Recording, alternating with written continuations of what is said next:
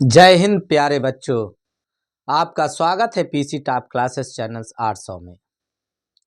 मैं आप लोगों के लिए लेकर आया हूं डायरेक्ट एंड इनडायरेक्ट स्पीच, जो इंग्लिश में सबसे कठिन बच्चों को लगता है। उससे पहले मैं एक शब्द जरूर कहूँगा, एक बात आपको कहूँगा, यदि 1% भी गुरु और भगवान में विश्वास है आपका कि आपका भविष्य बनाने के लिए, हम सब का भविष्य बनाने के लिए भगवान और गुरु की आवश्यकता पड़ती है, तो आप अभी तक इस चैनल को सब्सक्राइब ना किए हो तो तुरंत सब्सक्राइब कर दीजिए और अपने दोस्तों को शेयर कर दीजिए और पूरा वीडियो अंत तक देखिए। आपके समझ में आ जाएगा कि डायरेक्ट स्पीच क्या होता है और इनडायरेक्ट स्पीच क्या होता है। पूरी तरह से बहुत ज़्यादा बच्चों को ये कठिनाई पड़ती है कि उनके समझ में ये नहीं आता है कि किस प्रकार ये किया जाता है। तो आओ लेकर चलते हैं आप लोगों को। सबसे पहले डायरेक्ट एंड इनडायरेक्ट स्पीच क्या है। सबसे पहले पार्ट 1, इसमें देखो पार्ट 1, पार्ट 2, पार्ट 3, 3-4 पार्ट में हम आपको पढ़ाएंगे।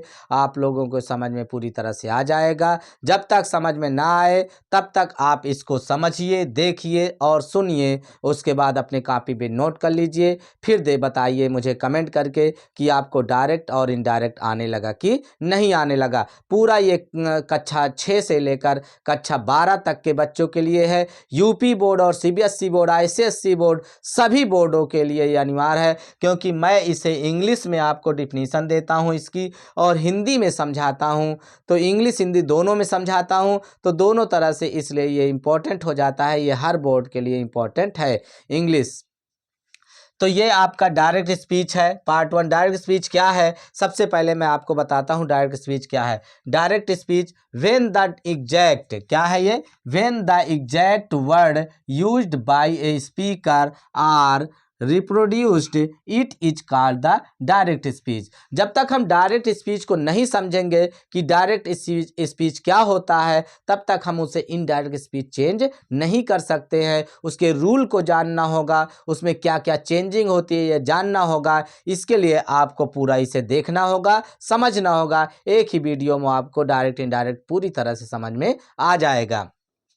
तो जब हम एग्जैक्ट माने जिस प्रकार ज्यों का त्यों कह सकते हो, वर्ड में शब्द यूज में प्रयोग करते हैं बाय ये स्पीकर माने वक्ता, वक्ता के द्वारा ज्यों का त्यों कही गई बात का हम प्रयोग करते हैं। मतलब जैसे वक्ता कहे उसी प्रकार से हम उसे दोहरा दें, उसी प्रकार से हम उसे दोहरा दें। और रिप्रोड्यूस्ड अर्थात उसे प्रस्तुत कर दे, प्रकट कर दे, कह दें, तो it is called the direct speech. तो उसे क्या कहते हैं, डायरेक्ट स्पीच कहते हैं। मतलब वक्ता स्पीकर जिस प्रकार से हमें कहे, ज्यों का त्यों हमें बात को कहे, उसे हम उसी तरह से प्रस्तुत कर दें, उसी तरह से कह दें, तो वह डायरेक्ट स्पीच कहलाता है। क्या कहलाता है, डायरेक्ट स्पीच कहलाता है। एग्जाम्पल से हम इसको समझ लेते हैं कि डायरेक्ट स्पीच क्या होता है।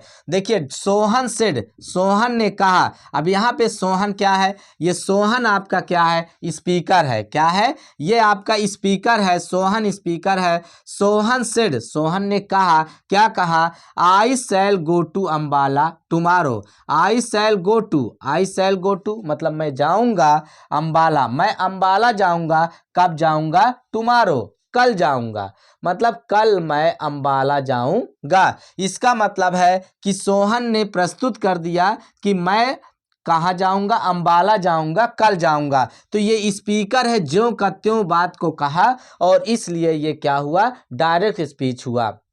अब इसके कुछ रूल हैं डायरेक्ट स्पीच के, जो 1, 2, 3 अभी आपको मैं समझाए दे रहा हूं, जिससे आपको क्लियर हो जाएगा कि डायरेक्ट स्पीच हम कैसे पहचानते हैं, क्या उसकी पहचान होती है, क्या क्या होता है, क्या प्रकार होता है, सब कुछ बिल्कुल बेहतरीन समझ में आ जाएगा। तो सोहन आपका क्या है, स्पीकर हो गया। स्पीकर ने इस बात को कहा और ये हमारा पूरा का पूरा क्या हो गया, डायरेक्ट स्पीच हो गया। Sohan said I shall go to Ambala tomorrow. अब इसको थोड़ा से और आगे चलते हैं, समझाते हैं। जो सोहन सेड, जो इन्वर्टेड कामा के बाहर रहता है, जो इन्वर्टेड कामा के बाहर रहता है, उसे रिपोर्टिंग वर्ब बोलते हैं। जिसमें जो सेड है वो क्या है, रिपोर्टिंग वर्ब है। जो सेड है वो क्या है, रिपोर्टिंग वर्ब है। क्या है, रिपोर्टिंग वर्ब है। मतलब जो फाइनाइट वर्ब का प्रयोग करके वो प्रस्तुत किया जाता है, इधर आप स्पीकर प्रस्तुत करता है, वह रिपोर्टिंग वर्ब कहलाता है। क्या कहलाता है? रिपोर्टिंग वर्ब कहलाता है। या ये समझ ले सकते हो कि इन्वर्टेड कामा के बाहर जो होता है वो रिपोर्टिंग वर्ब होता है, और जो इन्वर्टेड कामा के अंदर होता है, जो स्पीकर द्वारा कही गई बात होती है, वो रिपोर्टिंग आपका इन्वर्टेड कामा के अंदर होता है, उसे कहते हैं रिपोर्टेड स्पीच। क्या कहते हैं? रिपोर्टेड स्पीच कहते हैं, उसे रिपोर्टेड स्पीच कहते हैं।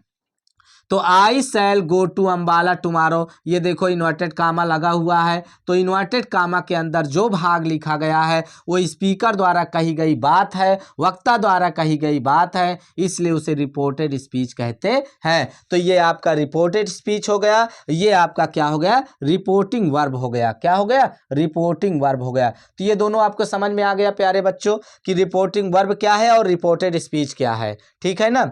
ये रिपोर्टिंग स्पीच भी कहते हैं, इसको रिपोर्टिंग वर्ब भी कहते हैं, मतलब कि आपका ये कह सकते हो रिपोर्टेड क्लाज भी कह सकते हो, रिपोर्टेड स्पीच भी कह सकते हो, यहाँ पे रिपोर्टिंग क्लाज भी कह सकते हो। क्लाज में फिर पूरा सोहन सेड आ जाएगा और रिपोर्टिंग वर्ब में केवल सेड आपका आता है। ठीक है, तो ये आपके क्लियर मालूम हो गया होगा कि ये आपका रिपोर्टिंग वर्ब क्या है और रिपोर्टेड स्पीच क्या है। अब हम आगे चलते हैं। The following points about direct speech, मतलब ये निम्नलिखित जो 3 दिए गए हैं पॉइंट अबाउट डायरेक्ट स्पीच, क्या किसके बारे में है? डायरेक्ट स्पीच के बारे में ये 3 पॉइंट दिए गए हैं, इसको समझ लो। इन तीनों को मैं यहाँ से समझा देता हूँ, अब आपके पूरी तरह से समझ में आ जाएगा कि डायरेक्ट स्पीच में क्या क्या होता है, कैसे हम पहचानते हैं कि डायरेक्ट स्पीच ये है कि नहीं है। पहला point, the actual words of the speaker are put within the inverted commas, मतलब द एक्चुअल वर्ड्स मतलब आप द स्पीकर के कहे हुए शब्द, जो शब्द स्पीकर के कहे हुए, एक्चुअल माने निश्चित रूप से जिसको स्पीकर ने कहा है।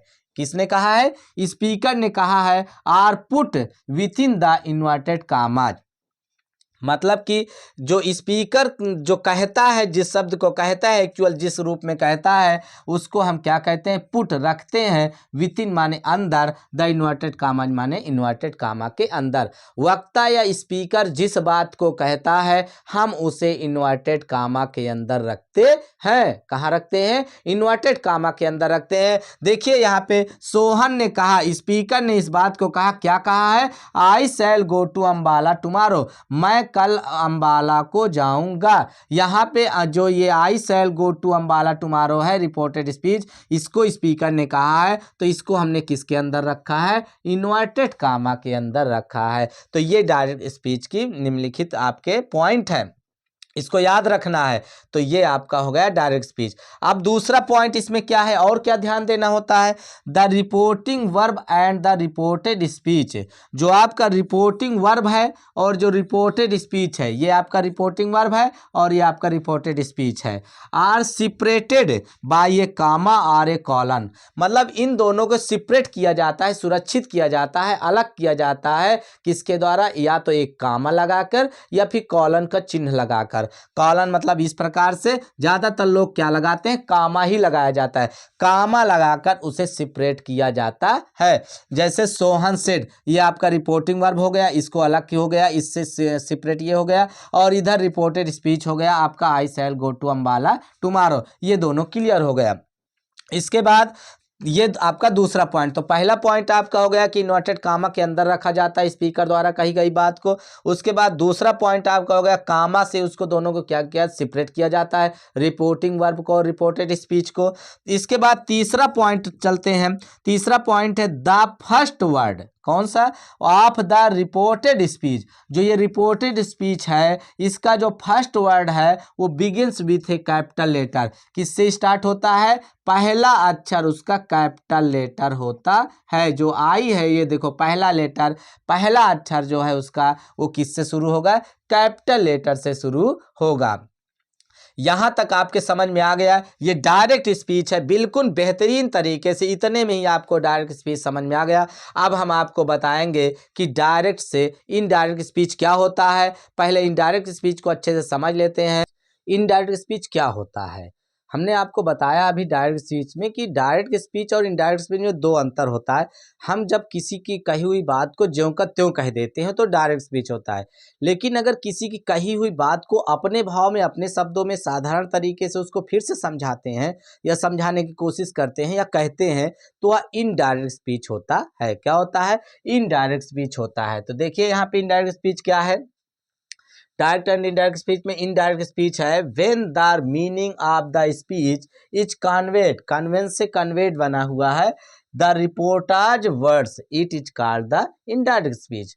मतलब कि जब हम मीनिंग मतलब अर्थों को ऑफ द स्पीच माने कहे हुई जो स्पीच है उसके भाव को, उसके भाव के द्वारा इज कन्वेड माने कहते हैं, द रिपोर्टाज माने रिपोर्टर के, वर्ड्स माने शब्दों को। मतलब रिपोर्टर वही स्पीकर, रिपोर्टर मतलब कोई स्पीकर, वक्ता, उसके कहे हुए शब्दों को जब हम अपने तरीके से कन्विंस करते हैं, समझाने की कोशिश करते हैं, कहते हैं तो वह इनडायरेक्ट स्पीच कहलाता है। क्या कहलाता है? इनडायरेक्ट स्पीच कहलाता है। मतलब जब हम वक्ता के द्वारा या स्पीकर के द्वारा या रिपोर्टर के द्वारा कही गई बात को हम अपने भाव में उसको समझाने की कोशिश करते हैं, कहते हैं तो वो क्या कहलाता है? इनडायरेक्ट स्पीच कहलाता है। इन दिस स्पीच, अब यहाँ समझो ये क्या है। In this speech we simply report the substance of the what the speaker said. जो स्पीकर कहता है इन दिस स्पीच, इस स्पीच में जो स्पीकर कहता है उसे हम क्या कहते हैं? हम सिंपली माने साधारण तरीके से, रिपोर्ट माने प्रस्तुत करते हैं, रिपोर्ट करते हैं, द सब्सटेंस ऑफ मतलब उस पदार्थ को, उस कहे हुए बात को, उस सेंटेंस को हम साधारण तरीके से प्रस्तुत करते हैं, वही इनडायरेक्ट स्पीच कहलाता है। क्या कहलाता है? इनडायरेक्ट स्पीच कहलाता है। अप्रत्यक्ष तरीके से, डायरेक्ट मतलब होता है प्रत्यक्ष तरीके से, इनडायरेक्ट माने होता है अप्रत्यक्ष तरीके से। तो यहाँ पे आपके समझ में आ गया। तो दोनों जब तक समझ में नहीं आएगा तब तक इसके रूल समझ में नहीं आएगा, रूल्स नहीं समझ में आएगा तो आप इसको चेंज नहीं कर पाओगे। इसलिए डायरेक्ट और इनडायरेक्ट दोनों को समझना बहुत जरूरी है। तो डायरेक्ट आपका क्या हो गया? डायरेक्ट स्पीच हो गया आपका जब वक्ता के द्वारा कही गई बात को ज्यों का त्यों हम कह देते हैं, लिख देते हैं, तो वह हमारा डायरेक्ट स्पीच होता है। और उसी के कही हुई बात को हम अपने भाव में, अपने द्वारा उसको प्रस्तुत करते हैं तो वह क्या कहलाता है? इनडायरेक्ट स्पीच कहलाता है। अब यहाँ पे हम समझते हैं एग्जाम्पल के द्वारा। जैसे यहाँ देखिए, Sohan said I shall go to Ambala tomorrow. हमने यहाँ पे आपको समझाया था कि इसके 3 पॉइंट होता है। यहाँ पे कामा लगा के रिपोर्टिंग वर्ब को अलग किया। ये क्या है? रिपोर्टिंग वर्ब है। ये क्या है? रिपोर्टेड स्पीच है। इसको रिपोर्टेड स्पीच को इन्वर्टेड कामा के अंदर रखा जाता है। ये आप, और इसका पहला लेटर क्या होता है? कैपिटल लेटर होता है। तो ये हो गया आपका क्या? Direct speech. अब इनडायरेक्ट स्पीच में इसको चेंज करते हैं, लेकिन उससे पहले हम आपको समझाते हैं पॉइंट्स अबाउट इनडायरेक्ट स्पीच। मतलब इनडायरेक्ट स्पीच के क्या क्या पॉइंट होते हैं। उसमें देखो 3 पॉइंट होते हैं, इसमें 6 पॉइंट होते हैं। 6 को अच्छे से समझ लेना है। छोटे छोटे अक्षर लिखे हुए हैं, लेकिन आप ध्यान से देखोगे तो सब साफ है और साफ साफ दिख रहा है। आप कॉपी में नोट कर सकते हो, कोई प्रॉब्लम नहीं होगी। बाकी मैं बोल रहा हूँ, मेरी आवाज़ को सुनिए, समझिए और ध्यान से उसको समझ लीजिए, फिर आपको क्लियर हो जाएगा कि इनडायरेक्ट स्पीच में क्या क्या पॉइंट होता है। तो पहला point, no inverted commas are used. अर्थात जब हम इनडायरेक्ट स्पीच में बनाते हैं, चेंज करेंगे, तो सबसे पहले ये ध्यान दीजिए कि हम इन्वर्टेड कामा का प्रयोग नहीं करते हैं। इन्वर्टेड कामा का प्रयोग नहीं करते हैं, इस बात को ध्यान रखना। उसके बाद दूसरा पॉइंट, तो यहाँ पे देख लीजिए, ये आपका इनडायरेक्ट स्पीच हमने बनाया भी है ऊपर वाले का। अभी इसको हम समझा देते हैं, पहले ये पॉइंट आप समझ लो तब ये समझ में आएगा, नहीं तो नहीं आएगा। तो उसके बाद दूसरा, तो पहला ये हो गया कि no inverted commas are used, मतलब इन्वर्टेड कामा का प्रयोग नहीं किया जाता है। The comma after the reporting verb is removed. मतलब रिपोर्टिंग वर्ब में जो काम, ये आपका कामा है, comma after the reporting verb used. Reporting verb का यूज करने के बाद कामा को क्या कर देंगे? रिमूव कर देंगे, हटा देंगे। फिर हम दोबारा कामा नहीं लगाएंगे। देखिए यहाँ पे कामा नहीं लगा हुआ है, हमने कामा को क्या किया? हटा दिया, रिमूव कर दिया है, कामा को हटा देंगे। तीसरा रूल है, only a full stop is used at the end of a sentence. Sentence के अंत में हम इन्वर्टेड कामा नहीं लगाएंगे, केवल क्या लगाएंगे, फुल स्टॉप लगाएंगे, केवल फुल स्टॉप का प्रयोग करेंगे। तो ये आपका 3 रूल हो गया। चौथा रूल है आपका there is some conjunction such as that, why, if, whether, etc which is used before the reported speech। मतलब रिपोर्टेड स्पीच के पहले प्रयोग करेंगे जिसे हम, वो क्या क्या कंजक्शन होता है जिसको जो जोड़ने का काम करता है, दैट है, वाई है, इफ है, वेदर है। दैट का प्रयोग करेंगे, जैसे इसमें यहाँ देखिए दैट का प्रयोग किया गया है, दैट का प्रयोग करेंगे या फिर वाई का प्रयोग करेंगे, इफ का प्रयोग करेंगे, वेदर का प्रयोग करेंगे। इनका प्रयोग कहाँ होगा ये हम आपको अगले रूल में समझाएंगे, अगले पार्ट में समझाएंगे। यहाँ आपको यही दोनों तक समझाएंगे, इसको अच्छे से आप समझ लीजिए। दैट, वाई, इफ, वेदर, इनका प्रयोग करके हम क्या करते हैं, उसको जोड़ देते हैं आपके रिपोर्टिंग वर्ब को और रिपोर्टेड स्पीच को। तो उसके बीच में conjunction that, why, if, whether इसका प्रयोग किया जाता है। उसके बाद रूल नंबर 5 है आपका the reporting verb changes according to the tense. Rule number 5 क्या है यहाँ पे, the reporting verb changes according to the tense. जो रिपोर्टिंग वर्ब चेंज किया जाएगा अकॉर्डिंग टू द टेंस, किसके द्वारा, टेंस के द्वारा उसे चेंज किया जाता है। मतलब जो टेंस के अनुसार ही हम रिपोर्टिंग वर्ब को चेंज करेंगे, बदलेंगे। लेकिन रूल नंबर 6 क्या कहता है उसे ध्यान से समझिए, the tenses of the reporting verb is never change. मतलब जो रिपोर्टिंग वर्ब होगा उसका जो टेंस होगा वो चेंज नहीं होगा। टेंस के अनुसार उसे चेंज करेंगे लेकिन उसका जो टेंस होगा वो चेंज नहीं होगा। अगर वो प्रेजेंट में है तो प्रेजेंट में रहेगा, पास्ट में है तो पास्ट में रहेगा, अगर फ्यूचर में है तो फ्यूचर में रहेगा। हम उसका जो टेंस है वो चेंज नहीं करेंगे। तो ये रहा, आप समझ लीजिए यहाँ पे जैसे Sohan said I shall go to Ambala tomorrow direct speech. अब यहाँ पे हमने क्या किया, सोहन सेड, सोहन का ये देखिए पास्ट में है तो हमने इसको किया, ये आपका रूल नंबर 5 फॉलो कर रहा है, सोहन सेड। अब यहाँ पे हमने क्या किया, रूल नंबर जो 4 है आपका कंजक्शन क्या लगाया, दैट का प्रयोग किया। किसका प्रयोग किया, सोहन सेड दैट। यहाँ पे आपको दैट, वाई, इफ, वेदर इनमें से कोई एक लगाना होगा, वो हम समझाएंगे किसमें लगता है, किसमें क्या लगता है, किसमें दैट लगेगा, किसमें वाई लगेगा, किसमें इफ या वेदर लगेगा। उसके बाद यहाँ पर देखिए ये आपका आई है, आई का ही हो गया, ये प्रोनाउन चेंजिंग है। अभी आपको हम बताएंगे प्रोनाउन चेंजिंग कैसे होती है, किसके स्थान पर क्या बदला जाता है वो बताया जाएगा। तो यहाँ पे आई क्या हो गया, ही हो गया। सैल का क्या हो गया, ही के साथ विल लगता है, विल का हो जाएगा वुड हो जाता है, he would go to Ambala. और टुमारो का होगा द नेक्स्ट डे, क्या हो जाएगा, द नेक्स्ट डे। इस प्रकार से Sohan said that he would go to Ambala the next day, ये क्या हुआ, इनडायरेक्ट स्पीच। लेकिन ये इनडायरेक्ट स्पीच तभी समझ में आएगा जब आपको इसके रूल पता होंगे। अगले ये जो पार्ट 1 है आपका, जब हम पार्ट 2 लेके आएंगे नेक्स्ट डे आपका पार्ट 2 आएगा, उस पार्ट 2 में आपके पूरे रूल होंगे, वो चाहे टेंस रूल हो, चाहे वो आपका प्रोनाउंस रूल हो, और चाहे वो आपका टाइम और प्लेस रूल हो। जब तक ये 3 रूल आपको नहीं मालूम होंगे तब तक आप डायरेक्ट से इनडायरेक्ट चेंज नहीं कर सकते हैं। तो प्यारे बच्चों, अगला पार्ट अगर आपको देखना है तो इस चैनल को सब्सक्राइब कर लीजिए, जिससे आपका नोटिफिकेशन समय समय पे मिलता रहे और आप लोगों को अच्छे से इंग्लिश आने लगे। ठीक है, धन्यवाद, थैंक्स।